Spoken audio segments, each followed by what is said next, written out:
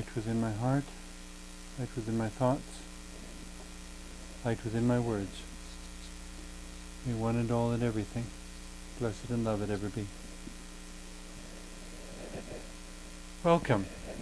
I'm Sister Who. Today I just wanted to share a few thoughts on the basic question of meaning. Our world is so filled with symbols, and I imagine most people are completely aware of just how filled with symbols our world is. Even our languages are symbols. Stop signs, traffic lights,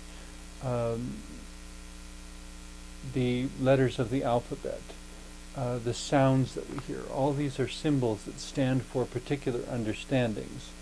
And when we see them, we respond in various ways depending on what we understand by what we see or how we interpret them. Obviously, if we see a symbol that's written, our collection of symbols that is a word in a foreign language, unless we know that language, we probably won't give any constructive response. We won't be able to respond effectively. If the sign says, enter through the left door, and is written in a language I don't understand, I may try to enter through the right door and cause problems for somebody, or the door may not open and I may feel like I'm locked out, when in fact they put a sign there that said I was supposed to enter through the left door, but what they didn't know is that I didn't know that language and couldn't possibly understand the symbols written on the sign. The other area of meaning, I guess, and the one I used within the introduction to the show, and I suppose it was a bit challenging and perhaps even controversial for me to use the symbols that I did within the introduction to this show. I've often over the years heard reference to Rorschach's Inkblots. Rorschach was basically a psychologist in history who created these cards where he basically splashed some ink onto them, and it was an ink splash. Literally, that's all it was. There was no intention to the shapes on it whatsoever. And there's a certain set of 10 ink blots that Rorschach created that are still used by Freudian psychologists in terms of analysis. They would prefer that people never see these symbols until they're actually used in therapy, because they don't want anyone preforming interpretations of these symbols. The thing that made Rorschach's ink blots so interesting to psychologists who are interested in interpreting, who believe in the subconscious mind as this realm of symbols and understandings that the conscious mind doesn't always that the conscious mind is not always aware of.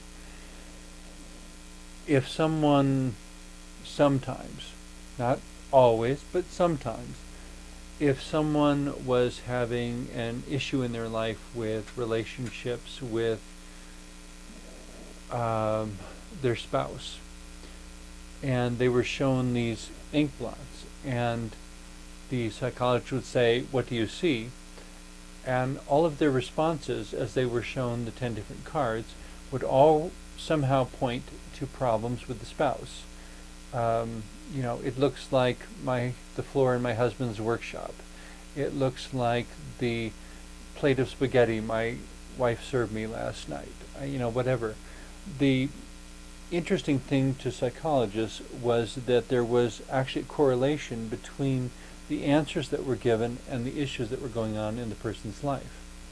Which is why, in order for the tool to be effective, they said they shouldn't ever see the symbols before. We simply want their first instinctive response. We don't want them to think about it, we just want them to react. The idea being that by so doing, they would get a more honestly subconscious communication. What was really going on in that person's subconscious mind, what they were really concerned about. They may come into the office saying they're concerned about their job, but when they are shown all their Rorschach ink blots, all of their answers have to do with their relationship to their spouse. The psychologist then might interpret from that that what really needs to be addressed is the relationship with the spouse, not the career pursuit. The problem in that, of course, is the person who walked in consciously is still thinking, we're going to talk about my career pursuit. The psychologist looks at it and sees a meaning and says, what you need to talk about is your relationship with your spouse. What you want to talk about is your career pursuit. How do we bring the two together so that the person is helped to discover what they really need to know and what they really need to address, which frequently then would have a positive effect upon their career pursuit. That while they wanted to address something directly, the use of Rorschach's Inkblots would suggest that there are indirect approaches that may be more effective. So, all of which brings us back to this question, word of meaning. If we're looking for meaning to anything, very often to understand what the meaning is, or what the meaning could be, or what meaning of that is empowering to me, frequently we have to approach indirectly. We can't walk right up and say exactly what we're thinking, because it won't mesh. Doesn't make any sense. The person who says, I came in to ask you about my job, why are you talking about my spouse? Well, because the different tests we've done suggest that your relationship with your spouse is of greater concern to you than your relationship to your job. And the person say, well, no, that's not true at all, I'm not doing this, and they may choose to terminate the counseling session. If the meaning of the cards was accurate and what they really need to deal with is their spousal relationships, it doesn't matter how many times they switch psychologists, the same issue is going to keep coming up. Then it will be a question of whether they can see the repetition as itself having a meaning. What we keep coming back to with all this is that it's symbols and it's patterns, and it's our challenge of interpretation that gives them meaning, because the basic point of Rorschach's Inkblots is that they have no meaning in and of themselves. They are purely accidental. There is nothing deliberate about any of their shapes or colors or anything. They're simply a symbol, but it's kind of like someone looking up at clouds in the summertime and trying to interpret what shape the cloud is. That one shaped like a horse, that one shaped like a turtle. Maybe to some people, but that raises the question, is there something significant about a turtle to you? Do you, like some of the tribal societies, look at the earth as being, somehow all part of a turtle's back? Is there something about the slow perseverance and the hard work and the methodicalness of the turtle that is somehow needing to become a dynamic in your life? Maybe you're rushing through things too much and not learning what you could, not being as persevering or as thoughtful with each step you take as the turtle is with each step that they take. There's also the sense in which the turtle carries its house on its back and can also move between land and water.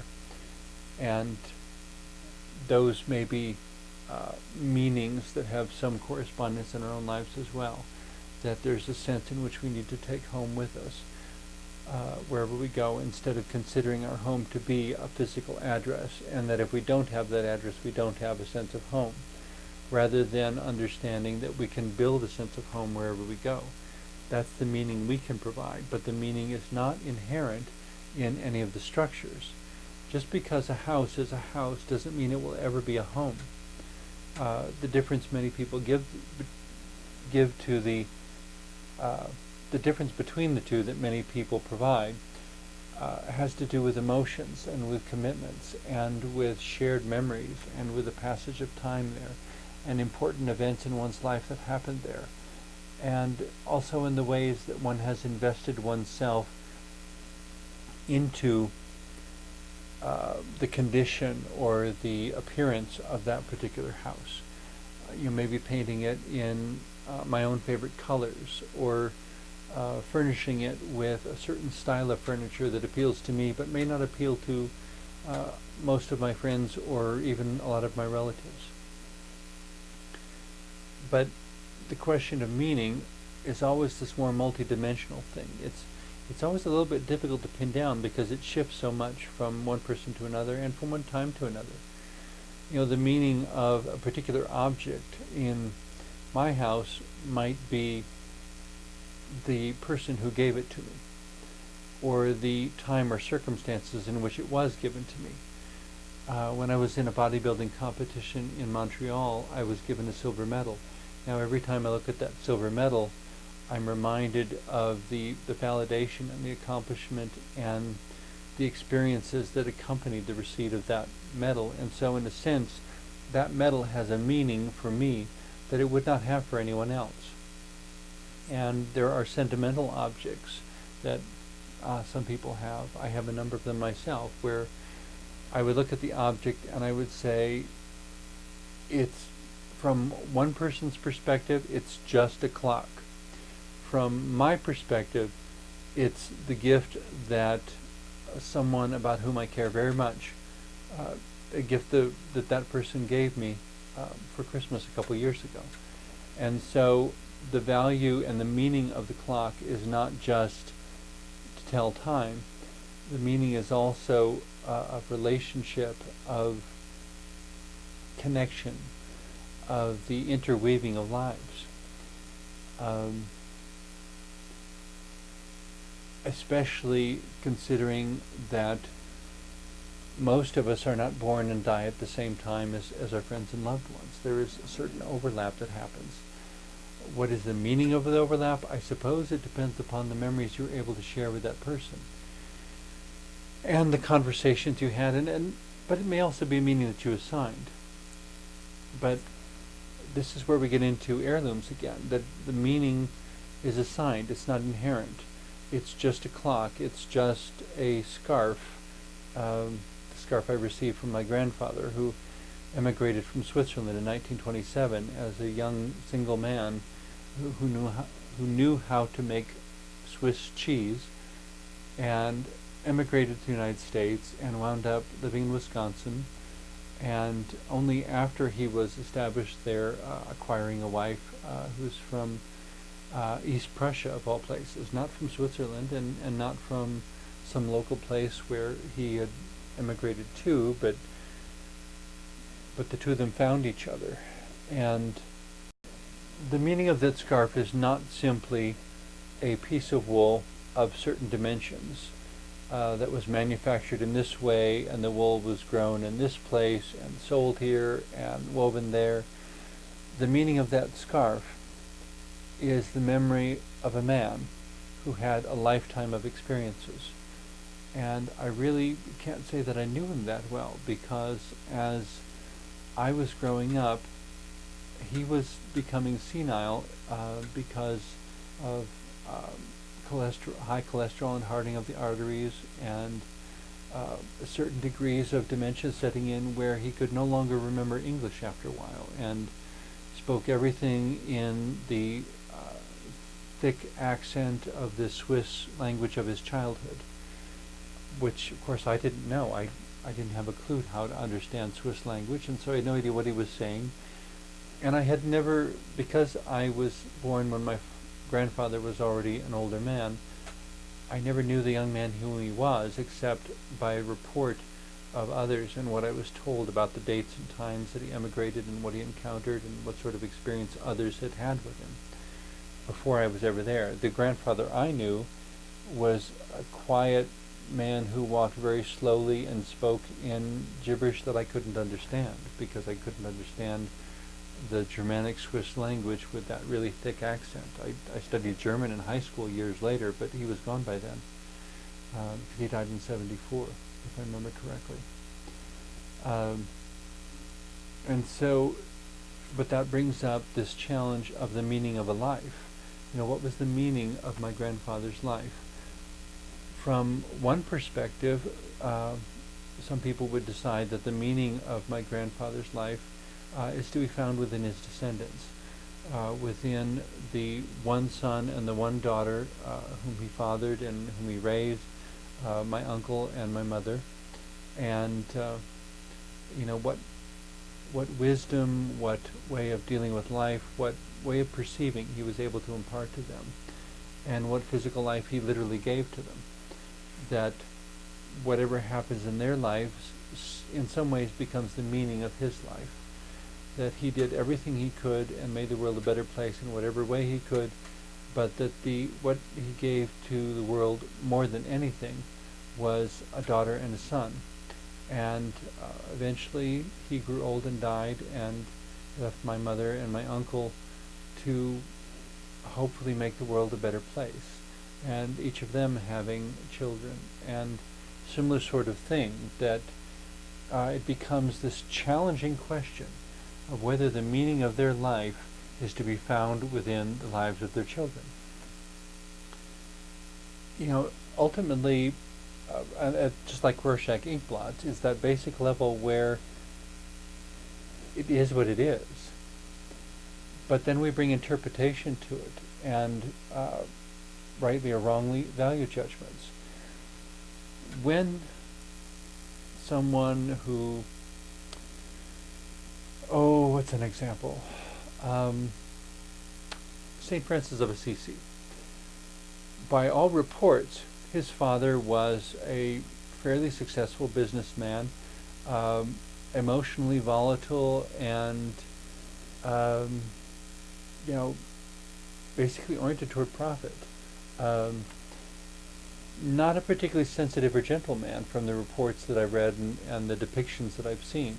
I don't know if they're accurate or not. I don't know if there's any way to find out whether they're accurate or not. St. Francis of Assisi lived 800 years ago.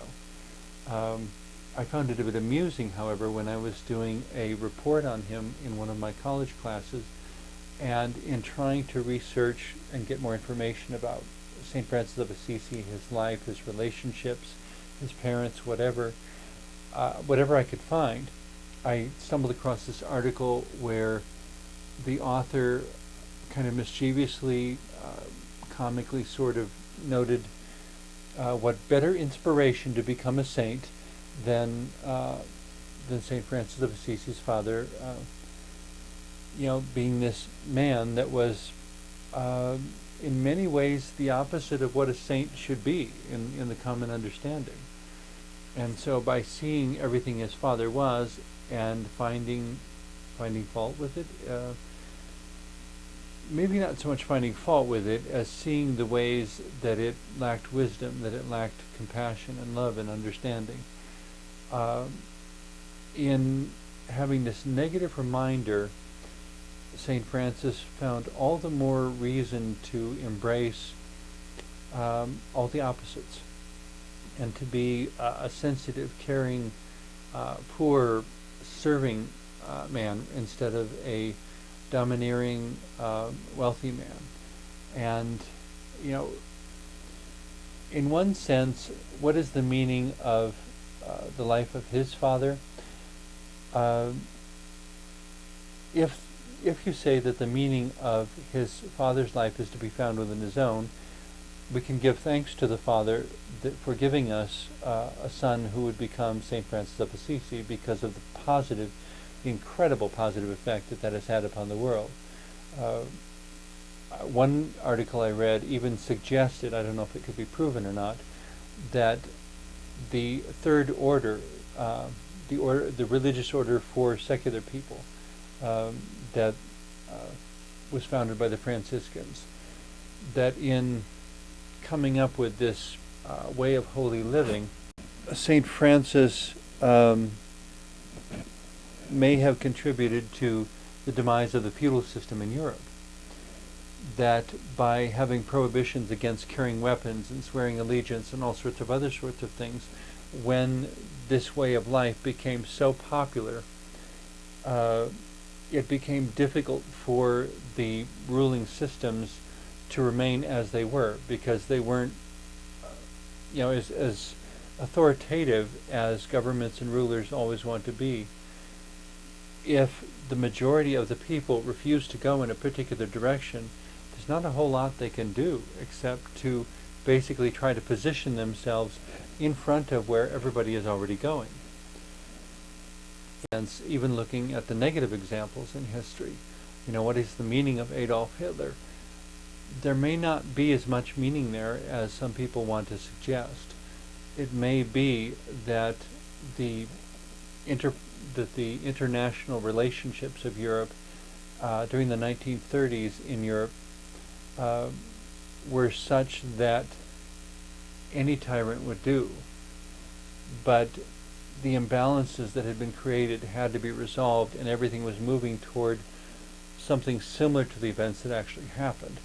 So that the meaning of Adolf Hitler may simply be that he was the politician who saw where everyone wanted to go and ran out in front and gave them permission to go there. But it wasn't that he made people go where he wanted to go. So what is the meaning of his life? It depends on how we interpret it and how we want to assign that. The meaning of his life could simply be that he led Europe through a soul-searching and a purging that was horrific in its implications and in its proportions, in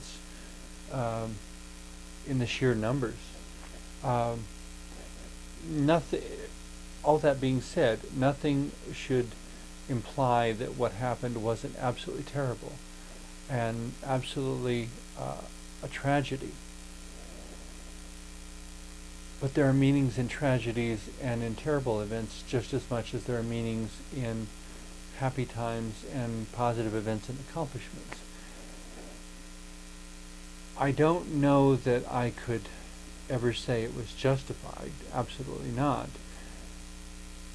But at the same time, a different meaning for World War II can be derived,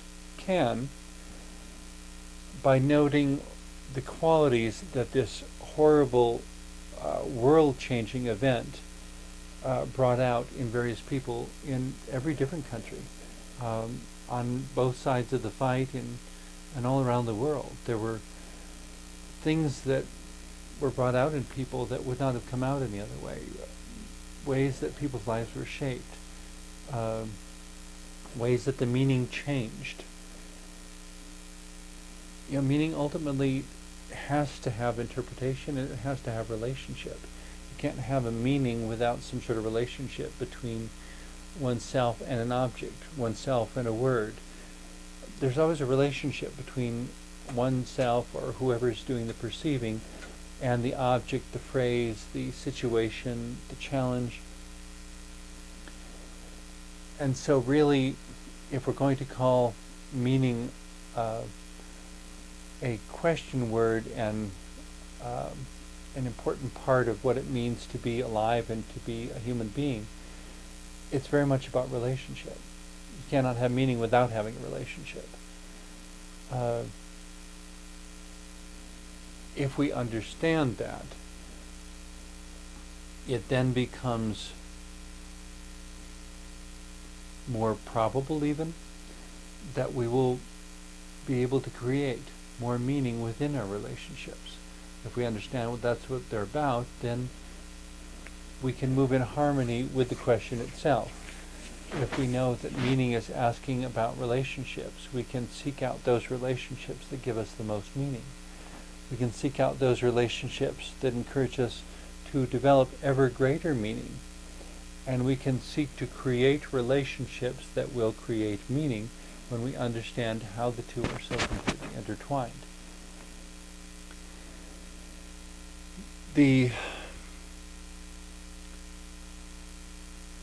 Bringing all that to a spiritual level, I was helping with an event in downtown Denver once, and parking in downtown Denver is so monstrous, and I didn't have money to pay a service to park my car in one of the regular lots down there, so I wound up parking at a commuter train station about 20 minutes away from downtown Denver and riding a commuter train to the event, helping all day. I was exhausted. I got back on the commuter train to go 20 minutes back to my car and then drive home. It was a Sunday, I believe, so there was only half a dozen people on the train at all. And surprisingly to me, I was just minding my own business, riding the train. Here come two security guards. And surprisingly, they initiated a discussion of theology with me on the train. And there was a small family sitting off to the right, listening in on the conversation. A young woman, young man, and about a 2-year-old boy, I think. And to my surprise, these security guards on the train are asking me theological questions and asking about God. And I said, why would you... they asked me a particular question that was kind of leading toward a judgmental conclusion, and I just said, why would you want to believe in a God who would have nothing good in store for you, or has no love for you? I understand that's the sort of God that some religions and some churches preach and describe, but my sense has always been that which is truly God is much more than what any church or religion has described, because all the descriptions are limited also by human language and by human comprehension. That which is truly God, I believe, is beyond human comprehension, because it would take something beyond human comprehension to create the universe out of nothing. The meaning that has in my life, I suppose, is when all is said and done, the most important thing about meaning is finding a meaning within your life